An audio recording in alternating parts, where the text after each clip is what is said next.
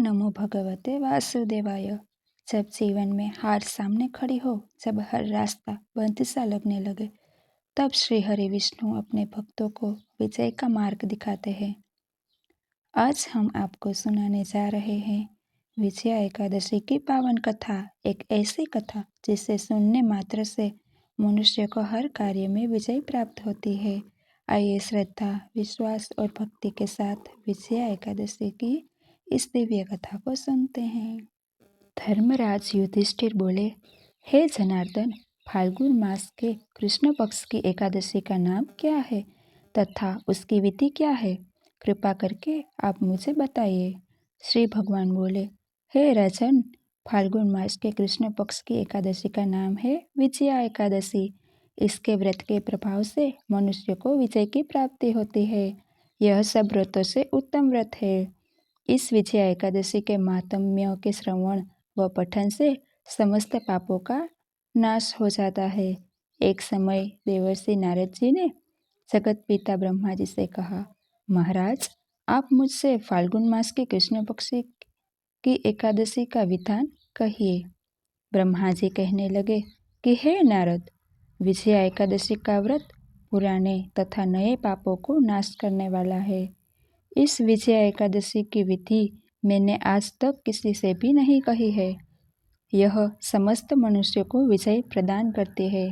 त्रेता युग में मर्यादा पुरुषोत्तम श्री रामचंद्र जी को जब 14 वर्ष का वनवास हो गया, तब वे श्री लक्ष्मण जी तथा सीता जी सहित पंचवटी में निवास करने लगे।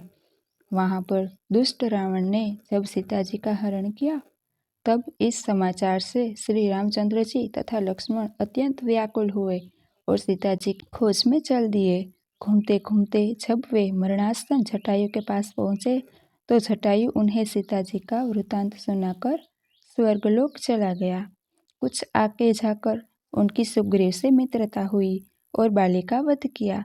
हनुमान जी ने लंका में जाकर सीता जी का पता लगाया और उनसे श्री रामचंद्र जी और सुग्रीव की मित्रता का वर्णन किया। वहां से लौटकर हनुमान जी ने भगवान राम जी के पास आकर सब समाचार कहे। श्री रामचंद्र जी ने वानर सेना सहित सुग्रीव की संपत्ति से लंका को प्रस्थान किया। जब श्री रामचंद्र जी समुद्र के किनारे पहुंचे, तब उन्होंने मगरमच्छ आदि से युक्त उस अगाध समुद्र को लेकर लक्ष्मण जी से कहा कि इस समुद्र को हम किस प्रकार पार करेंगे। श्री लक्ष्मण ने कहा, हे पुराण पुरुषोत्तम, आप तो आदि पुरुष है, सब कुछ जानते हैं। यहाँ से आधा योजन दूर पर कुमारी द्वीप है। वक्दालभ्य नाम के मुनि रहते हैं। उन्होंने अनेक ब्रह्मा देखे हैं। आप उनके पास जाकर इसका उपाय पूछिए। लक्ष्मण जी के इस प्रकार के वचन सुनकर श्री रामचंद्र जी वक्दालभ्य ऋषि के पास गए और उनको प्रणाम करके बैठ गए।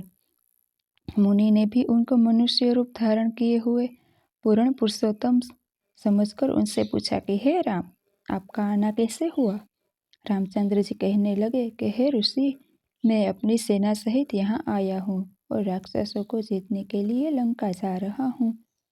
कृपया आप समुद्र पार करने का कोई उपाय बतलाइए। मैं इसी कारण से आपके पास आया हूँ। वक्दालभ्य ऋषि बोले, हे राम, फाल्गुन मास के कृष्ण पक्ष की एकादशी का नाम विजया एकादशी है।